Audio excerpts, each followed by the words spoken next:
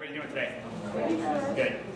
It is a gorgeous day outside. It's your vacation, and you are here with us here at the Silk Conference, as we have now coined. Outstanding.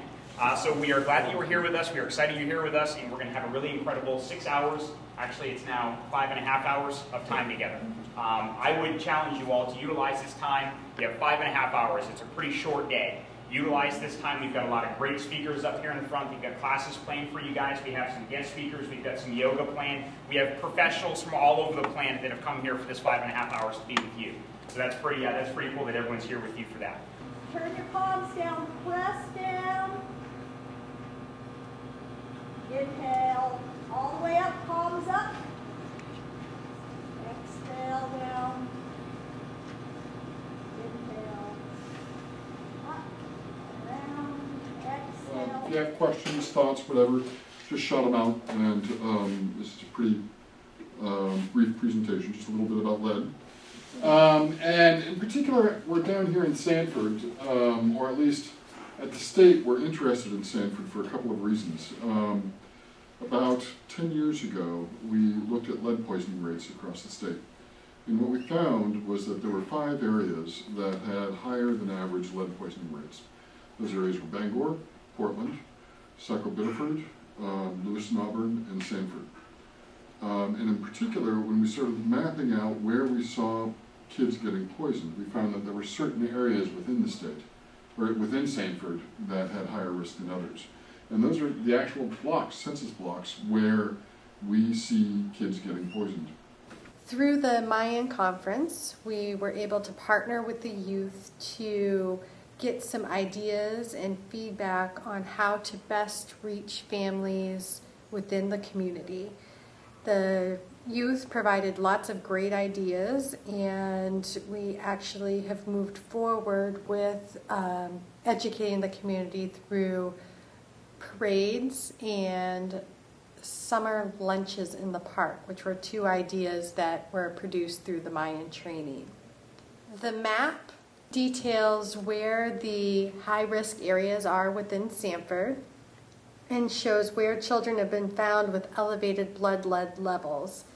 The orange dots are placed in the center of each census block where the children lived, and the borders of the census block are outlined in orange. As you can see through this map, the size of the dot indicates the number of children in the census block found to have elevated blood lead levels. These are the areas within Sanford that have older buildings. Many are rental properties, and this is where we're really targeting efforts to increase awareness around lead paint hazards, and the strategies youth have been instrumental in this outreach. Why do we care about lead? Turns out lead has been known to be a poison for centuries. And you have to realize, as a toxicologist, one of the first things you learn in toxicology school is basically everything's a poison. It all just depends on how much you get. So there have been cases, for example, of people being poisoned by drinking too much water. Lead is different, though, in that the amount that it takes to poison somebody, in particular little kids, is extremely small. And lead in particular, one of the reasons it's such an issue is it really damages how the developing brain is working. So kids in particular, as their brain is growing, it interferes with that ability for the brain to learn. So it affects IQ, it affects behavior, it affects both how kids learn, but also how they act. So there have been lots of studies showing that children who are exposed to lead, for example, can be more impulsive. They don't have this kind of self-control that other kids do. And so they've looked at studies of kids, followed their trajectory over their life, and found that kids who are exposed to lead are more likely to end up in the criminal justice system.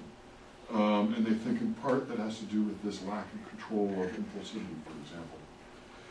At the leadership conference, I taught a course on conflict resolution with Reverend Susan Murphy. The conference was about the different ways of resolving conflict and how different people have different ways of resolving conflict within themselves. What do you think would be, of these animals, somebody that would be giving in and would want everything to be peaceful and kind and just... I'd say the turtle. You say the turtle, okay? Okay. And why would that be so? Because turtles, you know, they usually, you know, when you think of a turtle, you think of this little, you know, green thing that's just crawling around, doesn't want to Okay. get on anyone's bad side or really bother anybody or anything. Just keeps to himself and goes with. What's a turtle do when it's frightened, when it's trying to defend itself? Goes into the shell. Yeah. What is that? What is that? When a turtle goes in a shell, what is it kind of doing? Avoiding itself. Mm-hmm. It's doing what? It's avoiding. It's avoiding. So the turtle would be avoiding. I helped to teach the Reducing Sexism and Violence class with RSVP, which is what it stands for.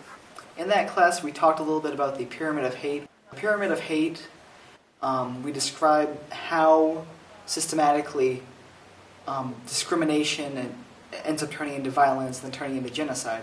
Because, you know, you don't just start out with genocide. There are steps that have to lead to there. And that all starts with attitudes, which then leads to discrimination, which then leads to acts of violence, murder, and then leads to genocide. Entire groups of people being murdered. All right, so Chris, why don't we start? We're missing some of our team. So just start with me. Yeah. So like the whole kind of we're doing pyramid of hate. The whole purpose is like we want to kind of fix the whole problem of hate and discrimination and violence, and to kind of solve the problem, you need to start down at the base of it, because it starts from the base and it builds up. And I mean, the easiest spot for us to really do anything is down low. What is a swag that you guys would want to have? Raise your hands. Don't blur it out. Go for it. Confidence. Confidence. What takes confidence? Believing in yourself. Believing in yourself? Like, I'm honestly normally not that confident. Like, kind of just believe in yourself. Right. Yeah, exactly. Being original. Original. Like, for example... Like backwards hats. Like backwards hats. Positive. If you walk into a room and you have a swag that says, I don't want to be here, look on your face, no one's going to want to listen to you. You know? No one's going to want to take the time. No one's going to want to take the time to hear what you got to say. But if you walk into a room with confidence on your face, showing people that you're happy to be here, people are going to want to listen to you. Green light.